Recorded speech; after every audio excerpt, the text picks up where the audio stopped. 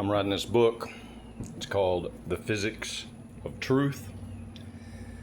Ovid, in the Metamorphosis, he wrote about in book 12 the place where our three worlds come together. And he talks about this mountain roundhouse tower with infinite number of openings, open at all hours. He describes the initial sound of it as, I think he says, what you hear when you put a seashell up to your ear. But if not that, he's saying that it sounds like the distant rumblings of the echoes of a clap of thunder. And he talks about how if you listen in on it, it's full of all these different angles of ways of looking at things, thoughts happening. Deaf, dumb, and blind error is one of them. Infamy.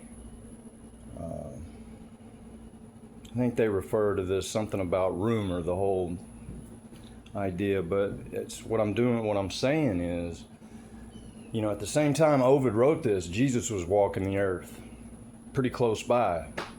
And Ovid they didn't crucify him, but they banished him for what he was saying. And in the Bible, whatever language they were initially writing this part down in, but when they were referring to the Spirit of truth, and if you look at what Jesus said about it, that it would repeat only what it hears, and it would tell you of things to come.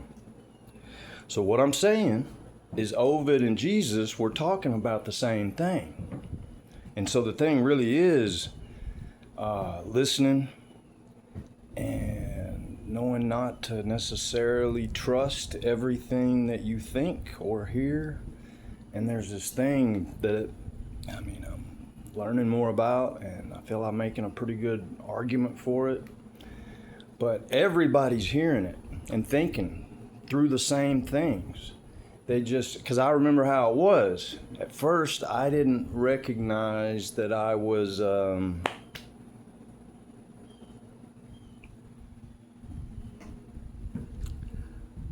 I guess I thought of thought as like this giant mush up of everything all together all at once or something, and then all of a sudden I started realizing I was having separate thoughts and words that maybe sometimes didn't fully, completely, explain the thing. And so you start thinking and listening and saying, where does that thought come from? Is that even my thought? What part? And then you start learning, that's really how it is. There's all these parts. And I think it has to do with the two things mainly. Like the evolutionary way that our brain works with its electricity and how it has all of its different centers, okay? Then connect that to the consistent thing of the planets and the stars and their alignments and their rotations and these things that we as the being really didn't even understand that we were developing. And it gives us this kind of common denominator makeup, I think. And I think it lines up real good with what the Romans and the Greeks and I'll just stick with them, but all of those people there, the Phoenicians, the Syrians, Egyptians, they were all together and combining purposefully, sometimes not wiping out everything from before, but kind of giving it its new edge. And this was happening right then and there. But there's the thing, there's all the change, the different religions and all that. But there's the truth that there's one consistent thing they were all referring to from maybe different angles and places. But, and then, with different paradigms of exactly how it was working. This was 2,000 years ago, and they were doing it 4,000 years ago. And so the thing is, it's happening today. And the truth is, the state is punishing for it, locking you up for it. These guys have free reign to do it almost, pretty much, 2.5 years. we're going to arrest him, but he's too incompetent to go to trial. So we'll just keep him, hoping that he'll make a plea deal with us. And then, all dang, 2.5 years later, I guess we gotta let him go.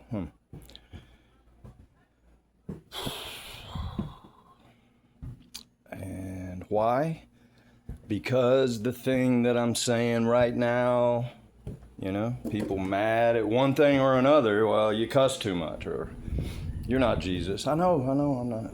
I know.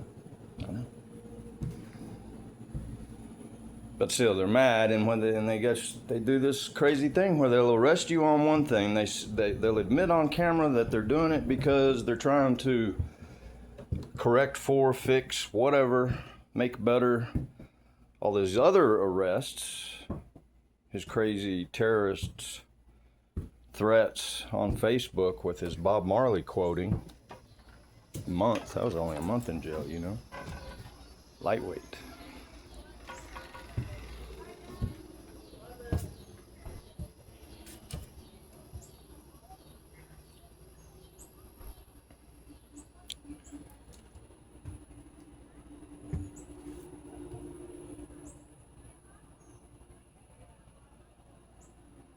Yeah, I knew I was just doing my little trick off my sidewalk, my 5th one.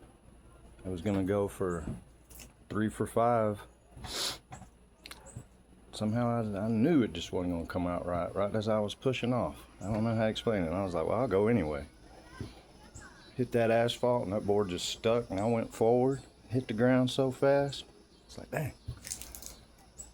I kind of, for a long time, maybe laying there in that jail cell, I was kind of wondering sometimes. I'd be thinking back to the old days, being a kid and falling all the time. That feeling of impact. And, yeah, it's about the same as I remember.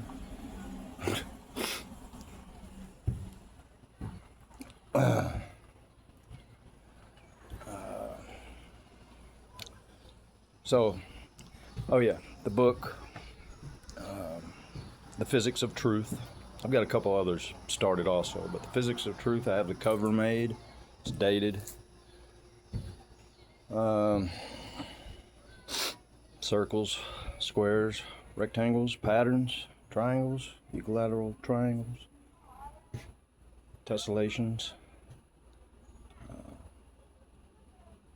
pathways. I gotta practice how to say that word, but the consistency throughout the universe in light. Ways to manage the negative forces, not be a victim to them. And as I see it, the thing I'm in trouble for is I'm making this argument. I'm staking my life on it to say that the thing that Jesus was teaching about, the thing the church is supposed to be about, is the thing that I'm trying to explain. And I admit maybe I'm not doing a great job of it. I've got a lot written. Thousands of pages from the last 2.5 years. No drugs other than caffeine, nicotine.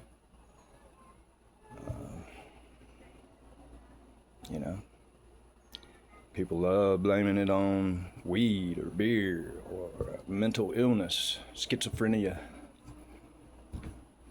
Blaming it, Finding an excuse to discredit it, discount it all, I want to improve upon it. And I feel like almost anybody who would be willing to communicate and tell the truth could communicate about this stuff. The forward leaps are going to come from communicating with each other, not being scared to do it. And I get it. If what you see is that if you speak of this, if you talk about it this way, you'll get locked up for 2.5 years without a trial. You would be catching that correct, you know? Which is why I say you should be like, well, hey, I'm not okay with this. It's wrong. I'd like to throw Ethan some support. Say, hey guys, come on, grow up, you know?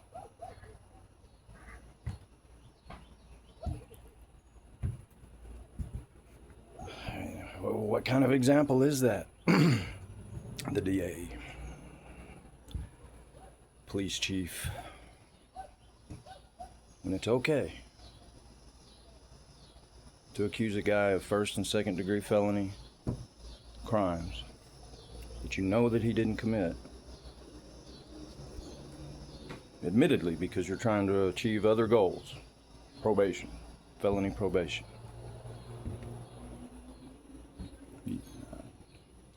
It's apparent because of the Bob Marley arrest earlier that year, they didn't know better. I mean, I think they know better, but I think they're like, yeah, but we can get away with it, you know? We're the cops, we're the police, the Republicans, the Christians.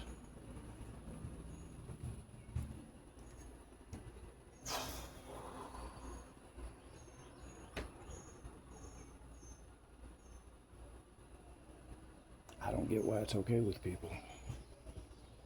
2.5 years, to me, is a long time.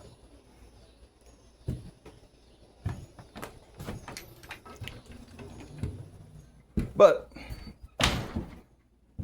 figuring all this out about the spirit of truth, the physics of truth, what it has to do with is, if you speak a thing out into, Jesus talked about it when he talks about, I guarantee you everything that you bind here on earth will be bound in heaven. So kind of like what you bind here in this world you know of is what you bind in the kingdom of thought, energy. And, you know, you have the power to birth these thought bubble monsters into being, and those rooted in darkness and lies and wrong thought and, you know, hatred and all those thoughts coming out for mean reasons, wrong reasons, they kind of do go out there as a negative force. You're kind of able to start taking different forms, operate throughout all kinds of different people in different ways. Real energies. And like going that route is not the way to defeat those. But it's really happening, you know, the spiritual warfare, and that's exactly crisscrossed into the, I'm saying we got to quit. You know, like it's uncool in some circles to say spiritual warfare. Oh, those kooks, you know, religious people. So what I'm saying is it's the same thing, just negative, positive, and learning to, you know, I think the good metaphor would be something like surfing, learning how to get with the wave, and that you do have to fight back out there to get another ride in. It's work, and learning a togetherness, and there's probably all kinds of overlapping metaphors like that, but the physics of truth, that's my book.